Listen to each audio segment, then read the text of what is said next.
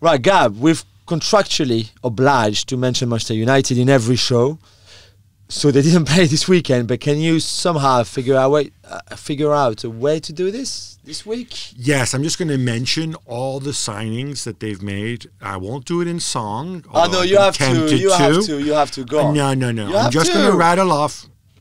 Marouane and his hair. Zaha no longer there. Yanko and Varela. Mata's a lovely fella. Say goodbye to David Moyes. SAF makes no noise. Daily Blind and Rojo. Radamel Falcao. Anders finally here, and so is Angel Di Maria. Andy Kellett won't play. Luke Shaw here to stay. LVG now drives a bus. No fear, no fuss. Schweinsteiger, Schneiderlin. Darmian is also in. Romero in Memphis. Martial just can't miss. El Faturi, Reagan Poole, Van Hal made to look the fool. LVG gets a sack. That's okay. Pogba's back. Special one on the bench. This time it's a stench. Mkhitaryan, Zlatan. Eric Bailly, not a fan. Kovar, Lindelof, Wayne Rooney buzzes off, Romelu, Lukaku, Nemanja Matic on the loo, Alexis Sanchez mega bucks, Jose's crossing gives no ducks, Lee Grant between the sticks, Paul Woolston just for kicks, Diogo Dalla and Fred, Joe say no longer red, welcome Ollie to the show, no more Mourinho. Wan-Bissaka, Daniel James, Welsh dude with 2 first names, Harry Maguire's big head, Bruno Fernandes is a red, one more signing left to go, and look, it's Odion Igalo. Oh my God, that's impressive. Thank you. Again, where else? Where else you get fans? Look, just here. Never ignored Manchester United. Yeah. Liverpool's effectively under 23 side. I think Harvey Elliott, maybe Curtis Jones has played a couple minutes in the Premier League. I think those are the young guys. Be the only guys who played at all, in the Premier League. They beat Shrewsbury in the replay. I assume that they wouldn't because you're playing adult professionals, and they're still alive. Now, this happened in midweek in the FA Cup. Jules, given that Jurgen Klopp has shown little interest in the competition, should he stick with the kids, given you guys got us this far, keep going? Right. And maybe that allows him to concentrate on breaking records in the Premier League? Or should he say, let me send the big boys back in because, you know what? We got a chance to win the treble. Okay, the next cup game is at Chelsea, right? Yeah. So you would expect him to maybe do like he did in the last few rounds of the FA Cup, which is mixing his team. So some established, experienced, fantastic players and some youngsters. You don't think he's going to play his best 11 at Chelsea? Or maybe play his best 11. No, what do you think he should do? Because but your question was like, oh, should he stick with the kids? He only played the kids and the whole team of kids because he was the winter break, which had been planned for a long time by Liverpool and every other club in the Premier League. Turned out that replay fell. Don't give me those eyes because he did it against Everton in the 3rd round as well, didn't he? Yeah, he played a mixed team, but against Shrewsbury in the first game as well. I don't saying play these guys, but play, mix some Curtis Jones with some Minamino and which I think that's what he's going to do on one leg. So you don't think he should play his strongest 11 against Chelsea? No, I think that's what I'm asking you. Yeah, no, I think he will. But he certainly won't stick with the kids. Listen, I'm not asking you to pull out your crystal ball. I'm asking you, what do you think he should do? Should he go for the treble? Of course, or should he rotate? will go. I mean, he's got 50 points. He's 50 points clear in the league. So that means play your best 11. Yeah, he will play the best 11 in that, like he will do in the Champions League. So no Minamino, no Curtis Jones. I'll be surprised. 11. Okay, maybe 1 or 2, maybe to give a bit of a rest to Jonathan Henderson. Rest for what? They're just coming back from a 2 week. How much rest do these people need? I don't know, but just maybe a bit of rotation at times, and some players who, I don't know, maybe he was coming back from injury. Let's say Fabinho, for example, it would be good for him to start the game at Chelsea, even if he's not. By the way, Jonathan Henderson, congratulations to him and his wife and the whole family, had a little boy who was born exactly 9 months and 1 day after which game? The Champions League final? The Champions League semi-final, second leg at Anfield against Barcelona, the 4-0 win. Oh. I'm not saying anything, Jordan Henderson and Mrs. H, but it sounds to me like that evening. I think we have a new pointless fact of the week. Pointless fact of the week, indeed. Right, moving across. Who wrote those questions? We have to include some Premier League stuff. Nothing happened. Who? Okay, listeners, listen to this question, and then you can just easily guess who wrote it. Moving across Merseyside, Everton were in the relegation zone in early December. But now, they're up in 7. I wonder what happened in the meantime. They didn't make any signings in January. So what's behind the turnaround? I wonder. Hang on, let me think. Who's the manager? I know you expect me to say that it's down to their new manager, Crystal Palace 3-1. Yeah. I think a lot of it is actually down to the fact that Marco Silva is no longer there. Because, Jules, the turnaround... No. You haven't mentioned his name yet. Yes, he's the former PSG manager, Carlo Ancelotti. But it's easy to go there. Oh, look, they brought in the serial winner, and that guy came in around Christmas time. The turnaround happened before with Big Dunk Ferguson coming in. Now, as you know, I don't like people who bring up psychology and happy players. And one of the phrases I think is the stupidest phrase out there. People are saying like, well, he's enjoying his football now. I'm like, what? What? It's your freaking job.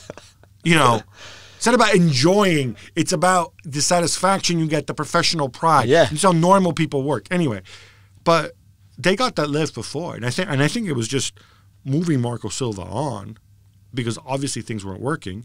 I think it is significant that he didn't sign anybody in January. It's the same group of players. It's significant that Ancelotti kept Duncan Ferguson around.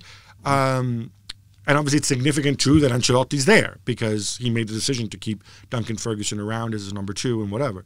But it does show that players who get a lift, who maybe are refocused a little, that there is such a thing to a manager that can push the right buttons in the right way without being something that, rhymes with Rick, which is what some managers feel that they have to be. I think it's pretty special.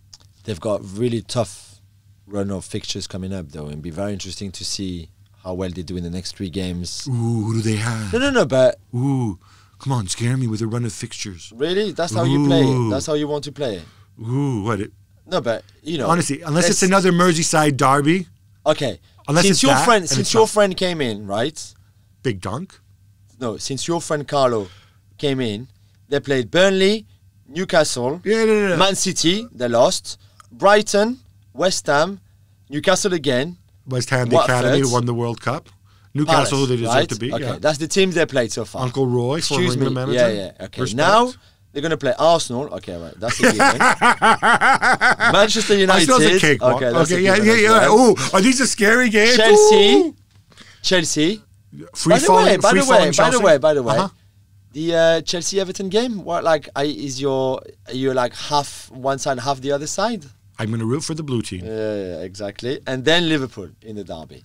So let's speak after the derby, okay? And let's see what happens. Okay, well, I assume they'll lose to Liverpool, but who knows? Okay. But Yeah. Sheffield United beat Bournemouth and are now up to 5th in the table, which is pretty crazy when you consider that nobody had heard of their manager Chris Wilder until a couple years ago, except for people who knew him from his playing days. Maybe not nobody. Maybe there's people in Sheffield, Blades fanzine editors. Yeah, little streets. And in fact, most of their players had 0 top-flight experience. In fact, even the signings that they made, like, oh, look, here's Ollie McBurney. I'm like, really? Yeah. Who's that? Like, Mr. Pasty. Lys Mousset. Oh, yeah. Yeah, Lys Mousset, former Bournemouth star. And Le Havre, right? Yeah. Where he worked with one Bob Bradley, if I'm not mistaken. He did, indeed. Boom. Oh, my God. And he sets up the winner. Now, I thought this kind of thing wasn't supposed to happen, right? Because it's all about... But it's not. The last year where a promoted side finished in the top 5, do you remember that? I have no idea.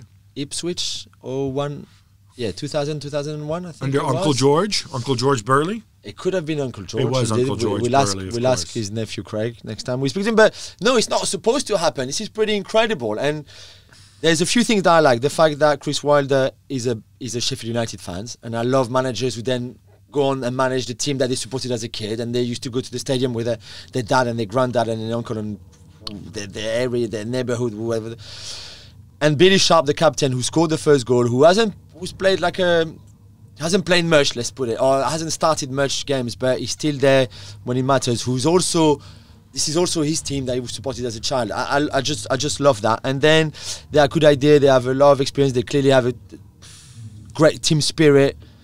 And it's working. It's only helping by the fact that it's a very average Premier League season, right? I think that big teams are in transitions and all that. You haven't mentioned the overlapping centre backs. No, because they do that a bit less now. Let's be honest. They do that less now. Well, what I think is fantastic about this is you have the Sam Allardyces of the world always moaning about all the foreign managers. Now I think more than half the managers in the Premier League are British or Irish. Mm-hmm. more to the point, this guy shows that you don't have to spend a lot of money. This whole idea, we need players with Premier League experience. Yeah. No, you don't. You need players who can execute what the manager wants them to do, and you need a good idea from the manager. Exactly. And this is what this guy does. Yeah. And well done, Chris Wilder. Well You're done. handsome. And hang your heads in shame, the entire establishment. No, because it's not like Chris Wilder's 40 years old, right?